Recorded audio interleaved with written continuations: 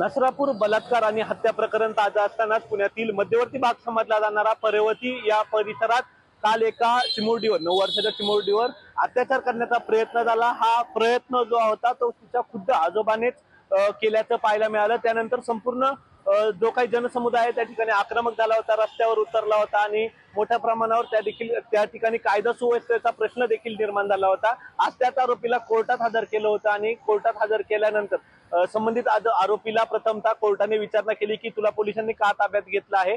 तर त्यावेळी बोलताना आरोपींनी सांगितलं की जी काही शेजारची बाई आहे किंवा आजूबाजूची जी रहिवासी आहेत त्यांनी माझ्याबद्दल चुकीच्या अफवा पसरवल्या आणि चुकीची माहिती पोलिसांना देऊन या ठिकाणी मला पोलिसांनी ताब्यात घेतलंय अशी माहिती त्याने कोर्टापुढे दिली। मात्र ज्यावेळी वकील आहेत वकिलांनी सरकारी वकिलांनी बोलताना युक्तिवाद करताना सांगितलं की याचा काही क्रिमिनल बॅकग्राऊंड आहे का, या आरोपींनी केलेली घटना त्याचे मेडिकल रिपोर्ट कोर्टापुढे सादर केले, FIR ची कॉपी आहे ती कोर्टापुढे सादर केली आणि आम्हाला तपासासाठी अधिकचे 3 दिवस पोलीस कोठडी मिळावी अशी विनंती सरकारी पक्षाच्या वकिलाने कोर्टाकडे केल्याचं पाहायला मिळालं। यालाच अनुसरून कोर्टाने या आरोपीला 2 दिवसाची म्हणजेच 8 मे पर्यंतची पोलीस कोठडी दिल्याचं आता समोर येतंय। या 2 दिवसात आरोपीचा मोबाईल तपासला जाईल, आरोपीचा क्रिमिनल बॅकग्राऊंड तपासला जाईल, याआधी आरोपीने अशा स्वरूपाची कोणती घटना केली आहे का याचा देखील आढावा किंवा माहिती तपास हा पोलिसांकडून केला जाणार आहे।